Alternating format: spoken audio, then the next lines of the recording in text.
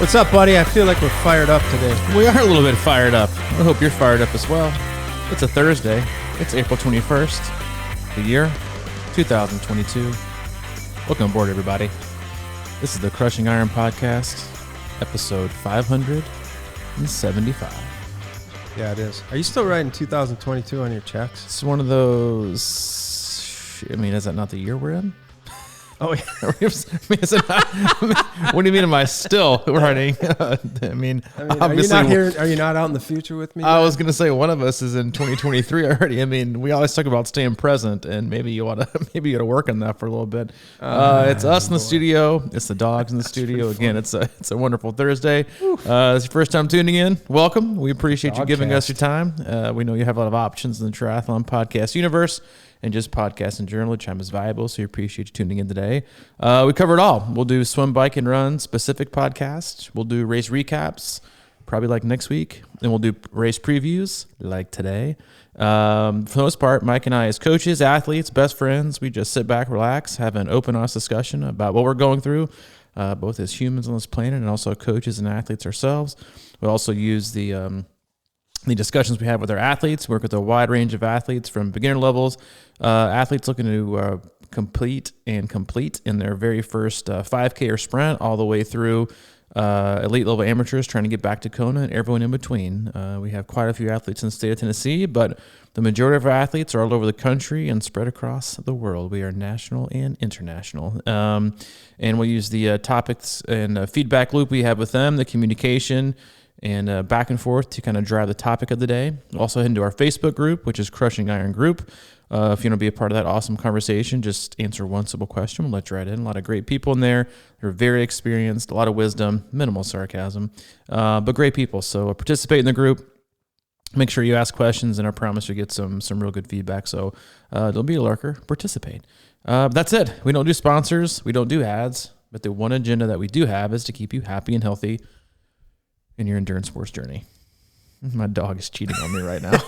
Yeah, this is like a dog cast. I know. It's funny because both our dogs are in here, and Maddie, when Mike's in here, pays basically zero attention to him when he asks you to go outside, and she'll like sit right behind my chair. Kona has her head in Mike's lap right now. So that's how dogs are. They're lovable, they're loyal, but they're traitors. And today we are hopping in, and it's not going to be really a power cast. I got a few things to go over, but we're definitely going to talk about Ironman Texas today. That is on Saturday. Excited. Man, you jumped right in. I just said if you're over here taking like 95 selfies over here of the dogs. I like the dogs. I like my new hoodie, man. One of us is in 2022. You're over here in 2023 doing your thing. He's got his... I feel like we do. This is not good timing for us to have a short cast today because I got to pick up Hayden at 3 o'clock. But a couple things off the bat. One, our new Zoot stuff is rocking. Oh, man. I got to give massive props to a couple people. Summer for the designs with the people at Zoot, and their turnaround for all the, and I get it, whatever, all the complaints and the unprecedented times and the back orders and the shipping delays. Zoot, you know how many they had? Nothing. Zero. Right on the money. Zero delays. No okay. hullabaloo. So if you're looking for an apparel company to do your kit designs for your team, look no further. We don't get a kickback from this. We don't get a kickback from our team using their gear either, but they absolutely rocked it. They were on the money. The stuff is great. Great feedback, and I am loving the new blue. I can't wait to get my hands on my stuff. You're usually pretty, if you guys can tell, usually I'm the grumpy one when it comes to the cast, but Mike is usually pretty meh when it comes to apparel and designs and stuff. He still wears our competing companies like tri-shorts from like X3 from back in like 2011. That's not true. No, but he's always been a fan of the Kiwami, our very first one, right? First kit, yeah. Which was like 5 years ago. Just straight ahead. Yeah, we didn't know what we were doing. I mean, we took all the orders for the Kiwami creamsicle kits and packaged them and took all the orders and then there I was at the kiosk in the USPS store in Green Hills, taking 7 hours to do single handle. Those days are long gone. went with someone else, but they rocked it. They are awesome. I'm pumped. You've been wearing your hoodie. I don't know if you've taken it off yet. No, it feels so good. Yeah, you said you were scared to wash it because you're afraid you might lose track of it. So he is rocking it. And they look awesome. So again, Zoot, you guys rock. Summer, awesome job with the design. We also had a pretty awesome experience this morning. We had, and I gotta say this, like you're not the, what'd you just say? You're a Zoot ambassador. I'm not a Zoot ambassador. I'm an ambassador for no one. I'm barely an ambassador for our own team. Anyway, what was I doing today? For you, usually I'm the one that gets all like sentimental and soft, and I feel like lately I'm starting to see your that heart inside of you is becoming a little. The shell is the shell's cracking a little bit. I came in Monday and you were. I walked in. I think you were having like a moment. And you're like, man, it's kind of moving to see all these people in line. We're repping our gear, and which I agree. But this morning we had our last athlete come through the hub, Kate from Fitting, Wisconsin. Of course.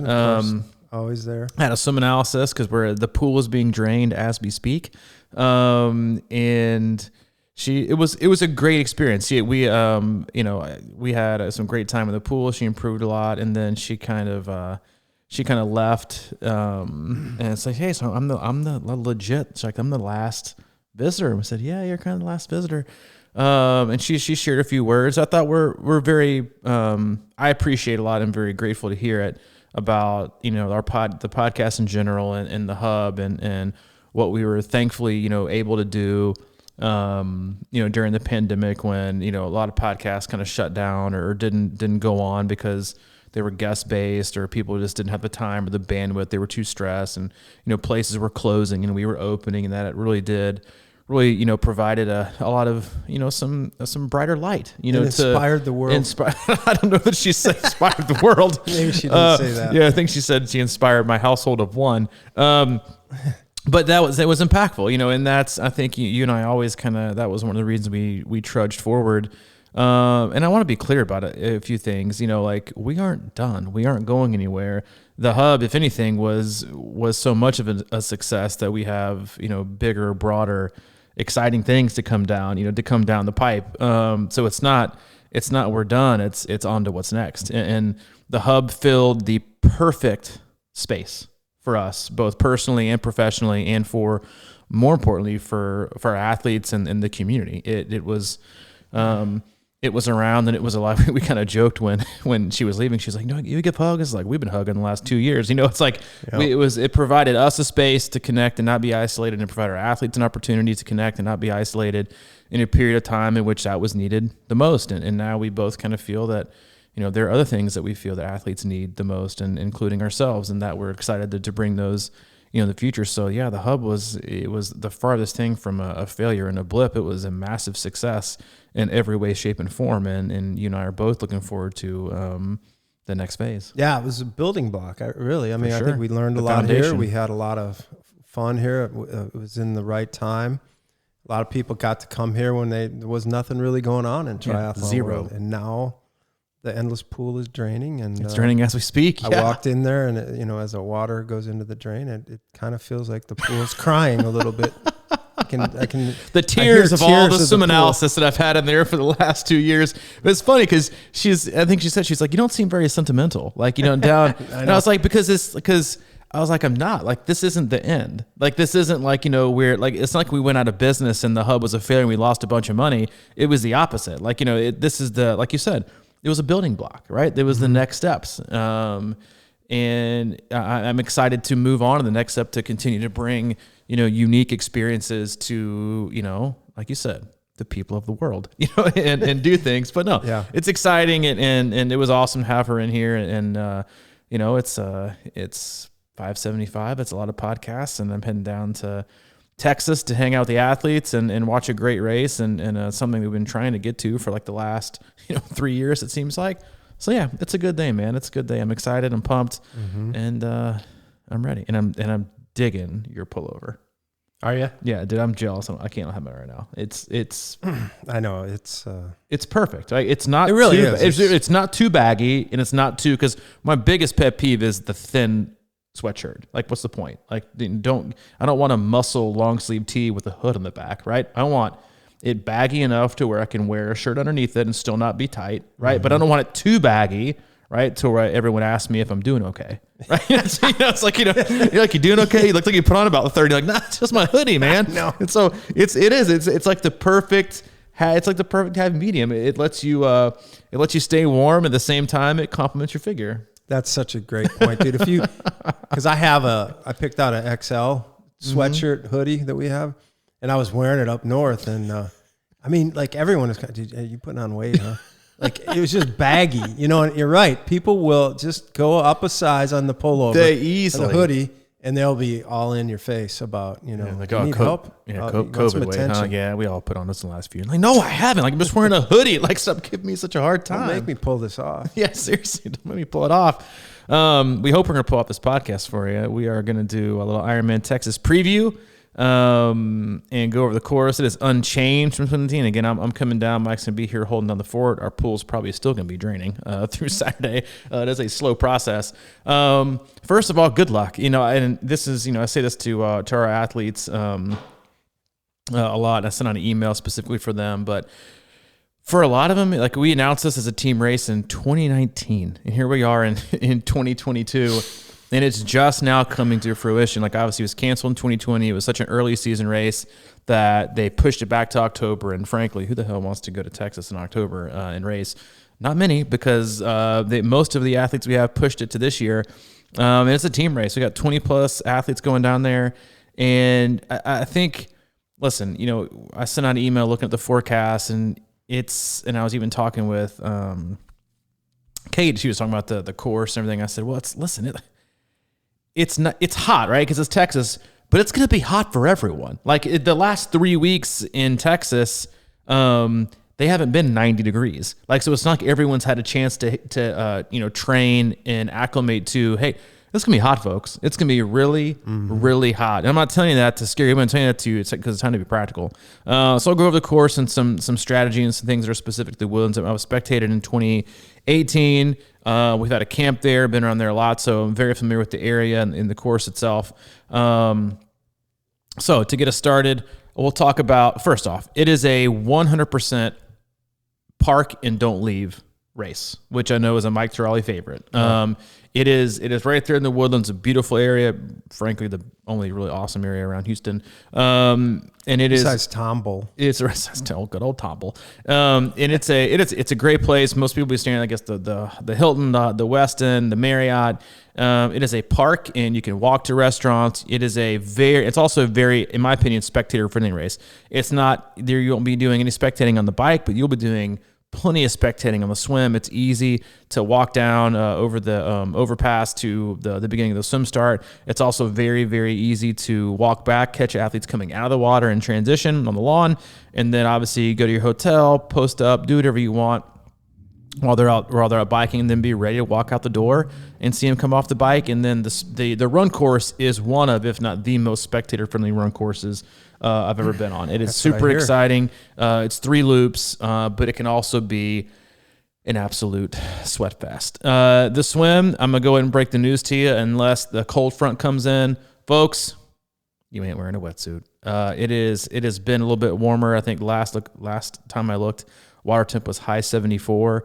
And again, we talked about this in our energy and efficiency podcast earlier this week. Was some people bank on wearing wetsuits, and obviously you can, right? If the water temp is 76 and change, it's not going to be wetsuit legal. But as long as it's not over 81, which I think is way too high, you have the option to still wear one, but you go to the back of the line, you get in the water last, which on a hot day is not ideal, but it's not terrible, and you're not eligible for it. So you can still wear one, but I think a lot of people underestimate this swim. I think they think protected, probably a wetsuit, because, I mean, to be honest with you, it could easily be, 60, 65. No wetsuit, and it is not the most, it is a much harder swim than I think people give it credit for. It is not a straight shot by any stretch. Yes, it's in a protected lake, but for the most part, I find it kind of challenging. In terms of just watching it, just the it looked a little quirky to me. It is. It's a little quirky, and I think the way back in, because you swim in the canal, from a visibility standpoint, Yeah, good. You probably won't even be able to see your hand. So hopefully you're okay with some dark and murky water because it ain't the cleanest, folks. So get ready for that. But you'll hop in, you'll walk over the bridge. You get this huge area for the swim start, which I do think is great to be able to get ready for. It's over there at the North Shore Park. And it gives athletes plenty of room, plenty of space to kind of like relax. If we want to get in the water first, you get in line. If not, you get towards the back of the line of a rolling start. You'll hop out and you go towards, the other end, which is a straight shot. It is one of those courses where the turns, you make a left turn and then a right turn. The most straightforward part of the swim is the first leg. It is a straight shot out to the red buoy. You'll have yellow buoys marking your way out. They're usually positioned 100, 200 meters apart. Where it gets tricky is the final, up sound to the right, L. So you'll come out, you'll go straight. Generally not a problem for most people. You're going to corner around these two red buoys, and then you're going to have orange buoys to the left. Where it becomes tricky and where a lot of athletes that don't have a lot of experience in open water and are very, I don't want to say challenged swimming straight is their challenge, right? Okay. Because it's not a place where unless you come in the day before and you get a practice swim in, that's where you need to practice swim.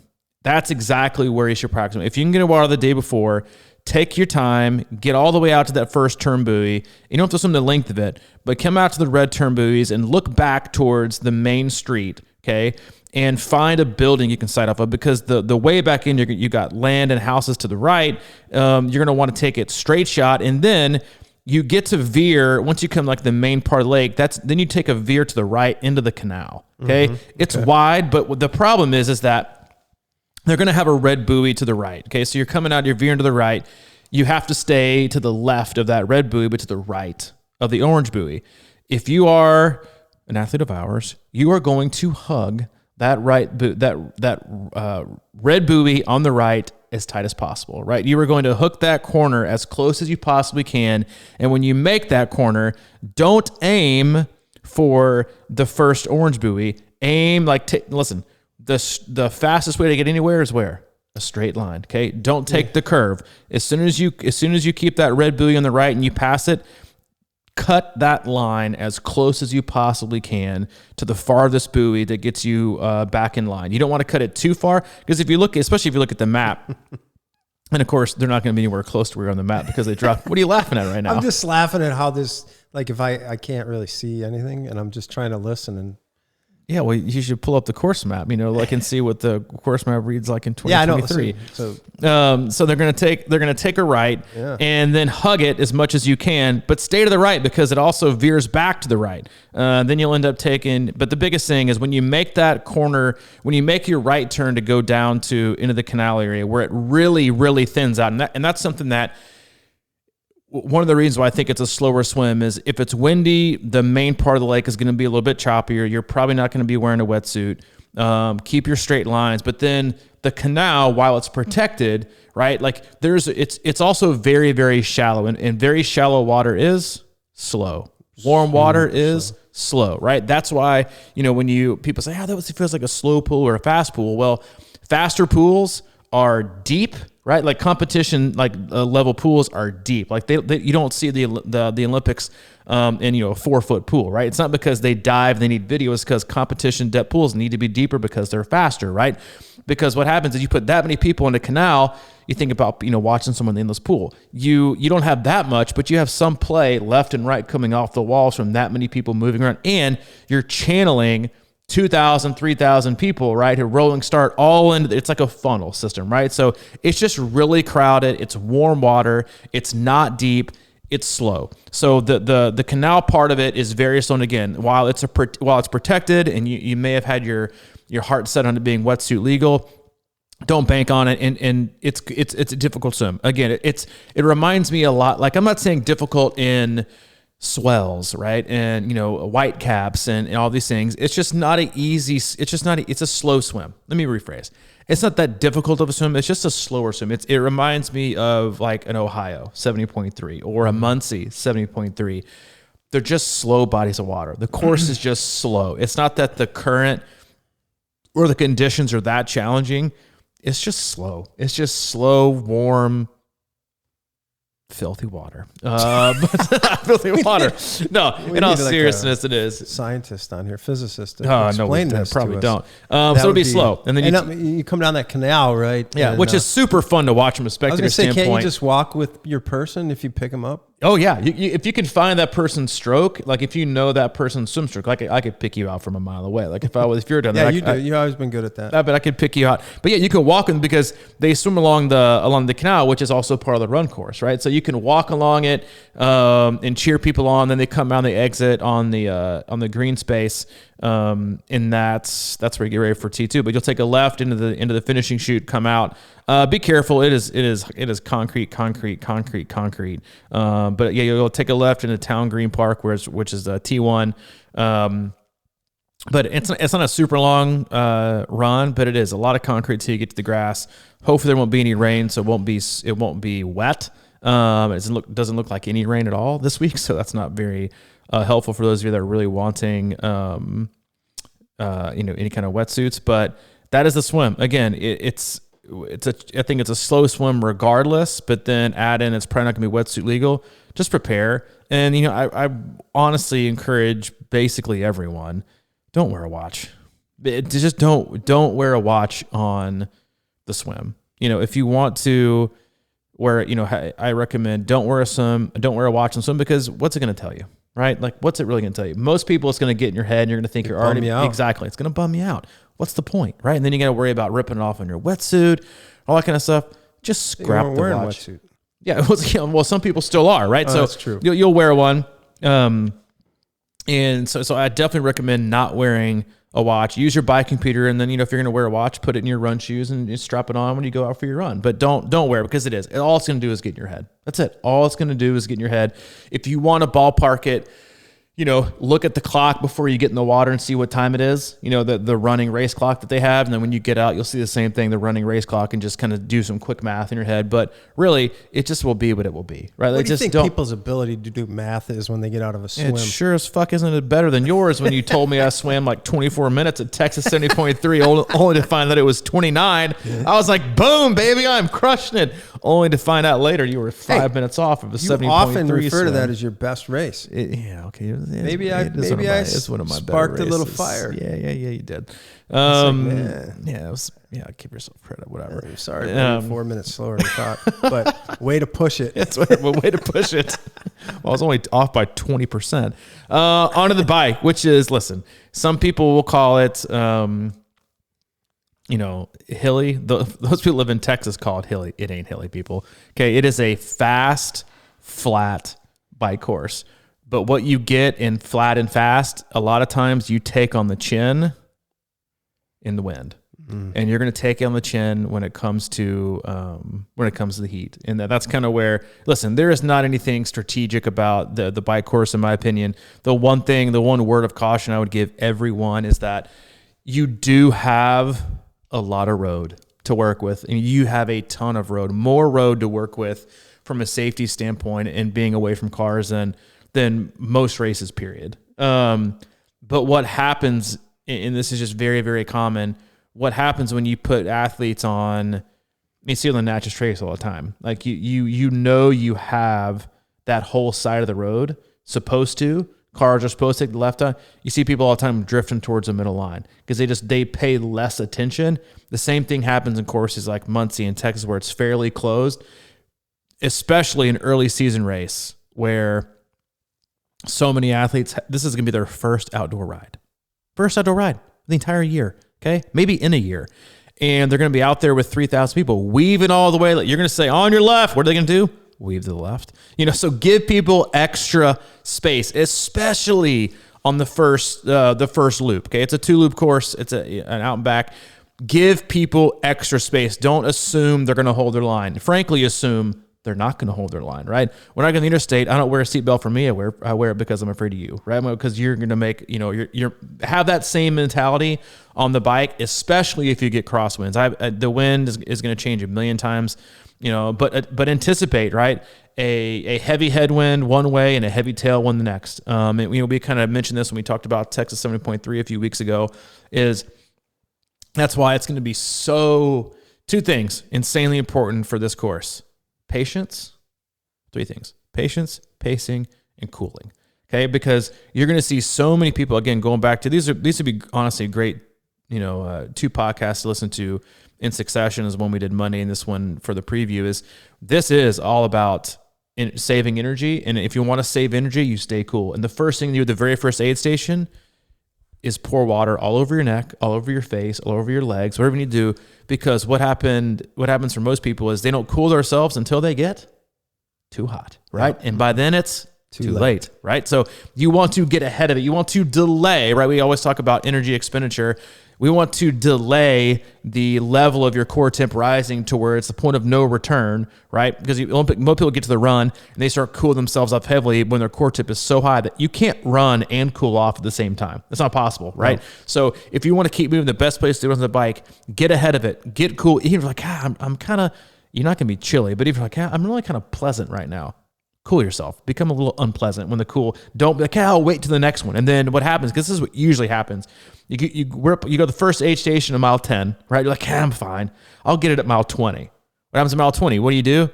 You go to that volunteer who doesn't know how to hold a bottle, and what do? You miss it. And now you're looking at mile 30, right? Or after. Now you're an hour and a half into the race and you haven't cooled yourself. So don't anticipate getting anything in the next one, right? And just pro tip that we always talk about, when you look at the volunteers on the bike course, don't look for the volunteer who's handing out bottles with their hand wrapped around it. Always look for the volunteers that let the bottle sit in the palm of their hand. That way you can grab it. You see way too many times athletes want to grab and the volunteer isn't ready to release yet. And that's when people get dragged down. Again, it's not a technical course. There's not a lot of hills. There's definitely not too many turns. There's a few rollers, which in my opinion are what you want on a course like this. You want a little bit of a chance to change your gears and maybe set up a little bit if you want to, move around some. For the most part, your biggest obstacle on the day is going to be heat and wind. And again, the wind is the piece that you're going to have to, when you get the tailwind, big gear it. Like, save your energy, change up your cadence a little bit, set up a little bit higher, right? Relax a bit. You don't need to be, you don't want to be super aero with the tailwind, right? You actually want to be a little bit less aero because you're getting more wind to press you forward. Think of like, move forward with a sail. So relax your shoulders, sit up a little bit. Don't focus, give your neck a little bit of break, because what you're going to need to do is when you get the headwind, head down, be small, spin. Right, you're gonna want to spin. Don't look at your miles per hour at all. Period. And just stay small, maintain power, and then the biggest thing is stay cool. But the biggest thing, again, like I said, loop one until things start to kind of spread out. Be very, very, very, very cautious of all the other riders. And even if and this especially goes for if you start like in the middle to back, if you're passing people, don't assume you're the only one passing, because here comes the 34-year-old guy willing to pass 4 people all at one time when he shouldn't be, and he's not going to get dinged for it. That's who causes wrecks, right? So just be very, very vigilant on that first lap. Settle in. Don't go out gangbusters. Stay cool. Pace yourself. Be smart. And find a good draft pack. Right, no, because isn't that the race? I think it was 2018. Yeah, 2017. They had photos. it was like 60. It was like six wide, 40 deep, and it was like the Tour de France rolling through, knocking off 450 rides. But it's like that had no business rocking 450. Maybe it wasn't that fast, but I just say, man, ever since I did Ironman Louisville, which was the hottest race in history for me, I was really paranoid after that. So my thing has always been, and I don't know if it's possible or, if they ever have the ability to get cold or ice going out onto the bike. My goal is always to get cold before I go on the bike. And I know that's hard to do, but it's morning. Like like most races, you get out of the water, you get on the bike, you're a little chilly. A lot of them, depending on obviously if it's a summer, but like Wisconsin or something like that, it's a little nippy getting out of there sometimes. It's perfect. But when you're wet and all that kind of stuff, and the breeze and the whole thing, so I was just like you're saying, man, I cannot, I haven't had that problem really since, and I've always been super vigilant about, like, before I leave T1, and then every aid station, I'm always grabbing usually the last water bottle or the last water on the aid station, because I try to get my stuff in the pocket before I screw around and get. But yeah, just like the whole bottle just on the neck and get you know, a little shiver going. Because, you know, hopefully it'll be freezing cold. Like a lot of times it is. So it does kind of make you chilly. The bottles? Yeah, the water bottles. I mean, Yep. towards the end, maybe they're not as cold, but most of the time, Ironman does a pretty good job about having really cold water. And you bring up a great point that I should have brought up in the swim is, you know, I always say I use this for both super cold swims and super hot swims or days, is that the moment you want to start combating the rise of your core temp is the moment you wake up, right? Yeah. Have your cup of coffee, right? Clean things out, drop a few pounds. But when you head to the race start, don't take a lukewarm bottle of water, right? You're walking around, you're nervous, it's going to be humid, you got a bunch of other people around. If you are a person wearing a wetsuit, you're going to put it on way too early. Your core tip's going to rise. You're going to be nervous, be jumping around. Your core tip's already coming up a little bit, right? So you have to. So take a very cold bottle of water with you to consume, right, to help keep your core temp down. But also take a colder one to kind of keep douse in the back of your neck. Like you said, I would rather be for a race. I'd rather be a little bit chilly to start than way too hot, because all you know is you're just going to get hotter and hotter and hotter, especially after 2.4 miles in bathwater, right? So definitely take your time, do that, because again, we say this frequently. Once you've reached the point of I've spent all my energy, or I've got to my maximum core temp, I have to cool myself down because it's going to be detrimental to my performance. It's too late, and the only way to do that is to walk, right, which is on the run, or to slow pedal, right, and coast on the bike. And I'll tell you this right now, you're going to see it. If you're on the course, you will watch it, is you will see athletes who pushed way, way too hard, right, in the first 80 miles, suffering the way back in, not coasting, trying to coast into a wind, right? And don't bank on the wind not changing. You know, don't bank on it. Prepare. Save it. Again, I've literally never heard anyone get off the bike and be like, definitely saved too much energy. I'm going to rip this run. I wish I was walking. No, everyone says, I wish I would have taken that bike a little bit. Plus, what you have to do for the bike is you have to fuel, right? You're not just fueling and hydrating for the bike, you're doing it for the run. And you can't consume as many calories. You can't consume as much hydration and water if your intensity is too high. You just can't consume it and you can't digest it. So be very, very aware of that, because this run, like all other runs in the Ironman, but specifically the ones that get really, really, really hot, it's an absolute death march. And people are gonna end up walking and baking and lamenting about how they wish they would have fueled more and paced better on the bike, while people run past that they passed at mile 70, probably cruising on by with a little wave. And here you are, just moving right along, because guess what? A 10-minute mile is a hell of a lot better than a 17-minute walk. Per mile walk. And that's what a lot of people are going to be doing because they didn't fuel well enough. So just make sure on the bike it's all about the run, all of it, unless you're, you know, in the athletes age group that I work with, and then hammer at home, 85%, half Ironman watts, who cares? Just go for a good bike split. But no, when you hop off the bike, it's a pretty straightforward run. It's 3 loops. It's super spectator friendly. The one, I don't call it a downside, all Ironman runs are hard. I find this one exceptionally hard just because the surfaces that you run on, it's just straight, flat out concrete. You don't get much asphalt at all. It's just, it's hard on the body. This run is. It is really hard. Most of it's on the right there along the river walk, whatever they call it. And it's just straight, flat out concrete. It's unforgiving. You know, a lot of people probably spend a little more time than maybe they should have on the treadmill this winter. It's gonna beat people up. And certain areas are shaded and some areas are not. There is just nowhere to hide. There's still a pretty good lick of breeze down there. The one thing I will say is, and I tend to be pretty anal about this when I'm spectating, is for whatever reason on the waterway, not the river walk, the waterway, spectators, they just meander.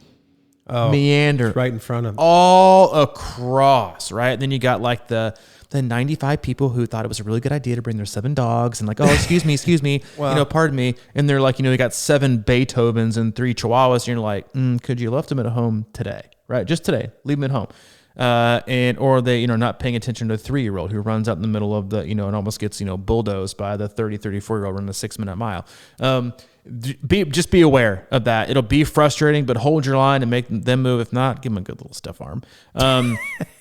But until this is your thing. This is my thing. This is my biggest. Whoa! Yeah, Ohio 70.3. I was at the hot corner. I almost yanked the life out of this poor young person, standing literally in the middle of this. If you did Ohio, right when you come back in town, that little narrow little greenway bike turn, flying right, and there's these people just fucking oblivious to what's going on, oblivious.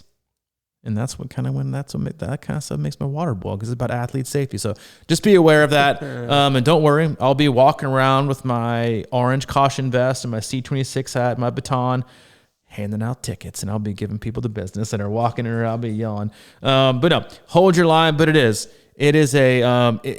going to be super hot again. First aid station, water, ice. If you already feel yourself getting too hot, walk the first aid station. Stay cool. Again, it's not quitting, right? It's not stopping. You're not slowing yourself down. You're thinking about how little you can slow down. So it's about triage and how much you can take care of yourself, and how, the coolest you can stay for the longest is going to win the day.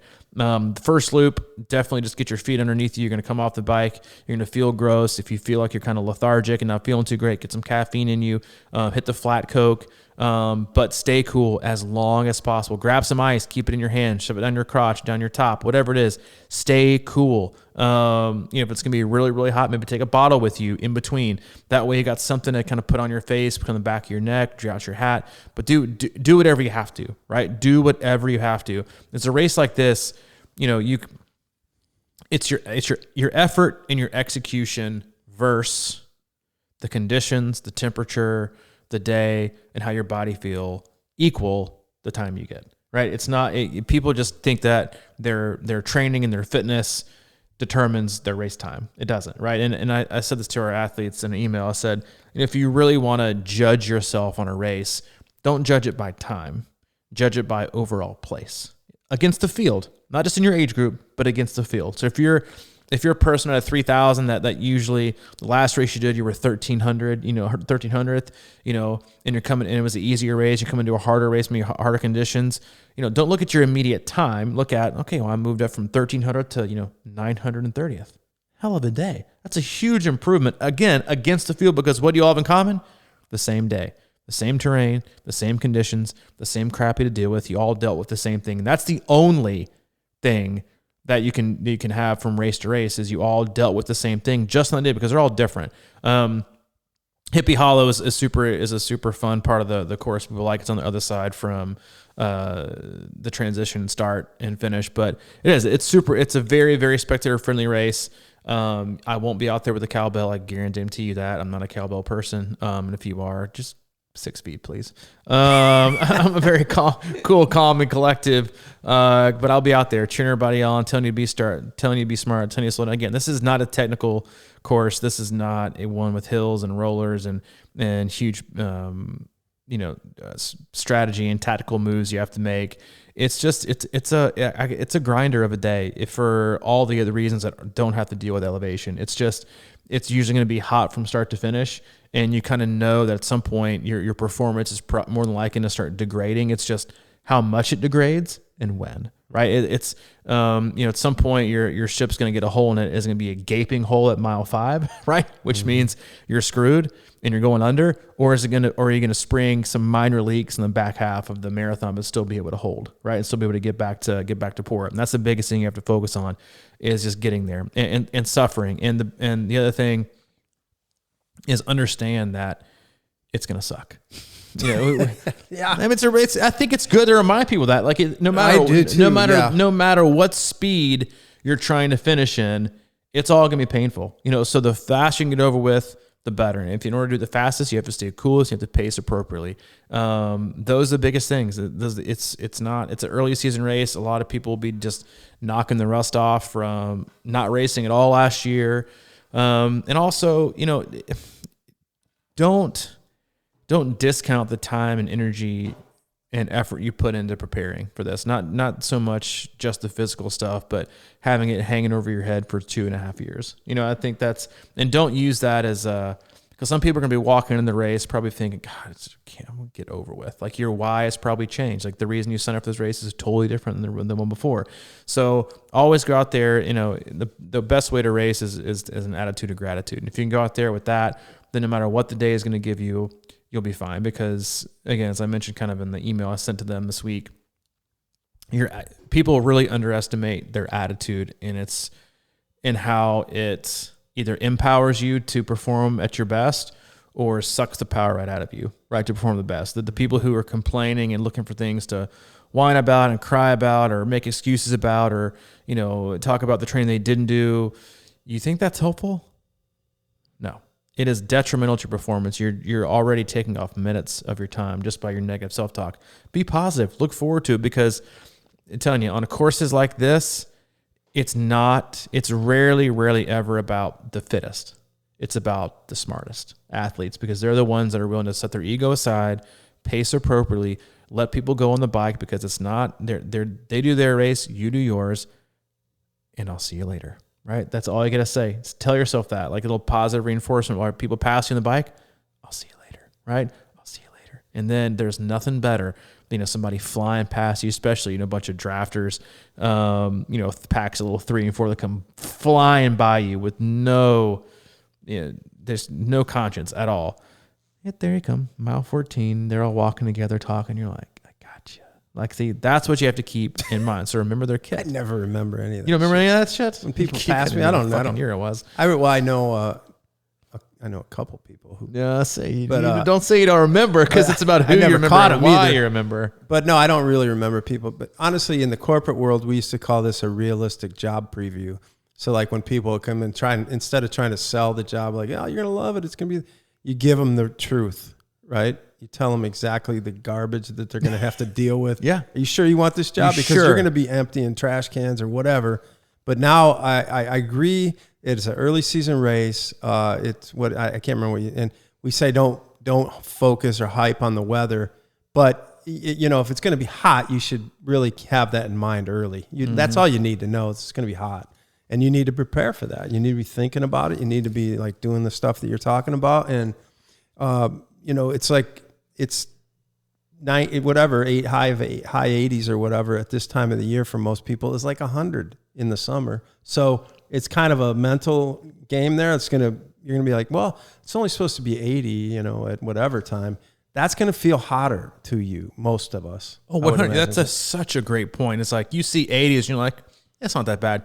You've been kicking it in the 40s, right? So it's a 40 degree, 50 plus. Like I'm getting pictures today from athletes.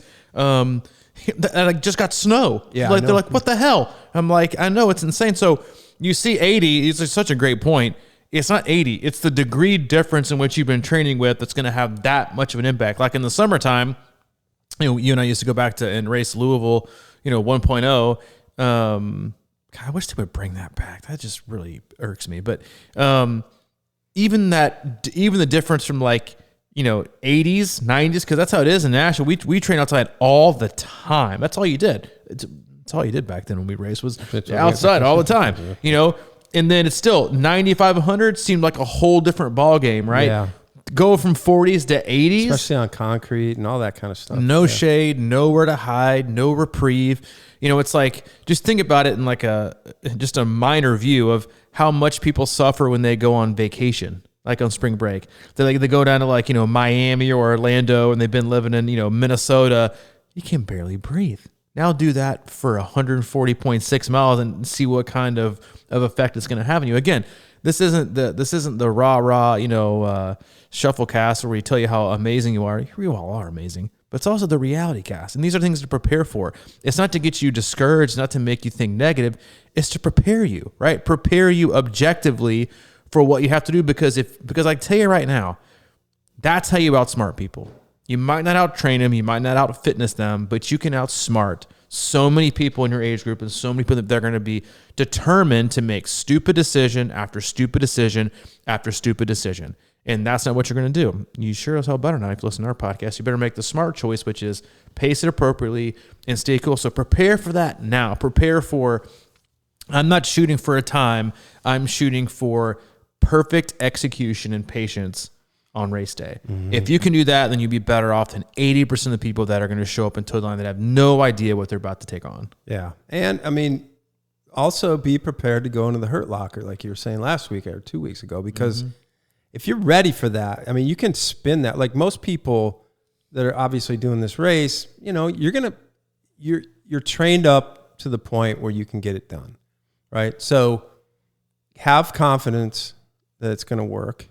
But when you get to that place, right? When you get to that place where it's just dark, man, you know, and you're at mile 14 on the run or whatever, and you just don't have anything left, don't let yourself believe that, you know. You have to find something, you know, spin it any way you can. You know, it's like, no, this ain't going to get me, you know, because we talk about it's one day, right?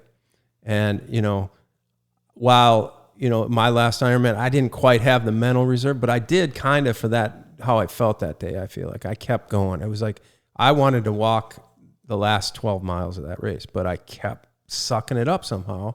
You got to be ready to do that because it's one day. And unless you're, you know, ankle's literally broken or you're falling, you know what I mean? Like it's an injury, you know, that you can move, you know, you've got like inflammation pains and things like that are going to be fine for the, you know, if you can't, you know, if you think something serious is going on, whatever, I never advocate that. But if it's just normal pains, that's in your brain, man. You got to get through it. You just got to push it somehow. And whatever that takes, work on a, I don't know, a mantra or something that you're going to say to yourself that's not going to let you stop. Yep. Not now. Not yet. I always tell myself, not yet. Not yet. One more. Start negotiating right now. That's what you're going to be doing. Prepare to negotiate the last 20 miles or last 10 miles of the race when your body's like, I want to walk. And then especially as all you do is see a sea of walkers ahead of you. Some people take that as, fine, I can let everybody else is doing it. I can let off the gas. Yeah. See? God, it is a hard day. You know, like that shit's got to go. Yeah. That you can't also climb into that. Oh, see, okay, I knew it was a hard day. It is hard. I can walk. Everybody else is a hard day. You know, I can tell people I made it through Ironman Texas 2022. Like that was your thing. I survived.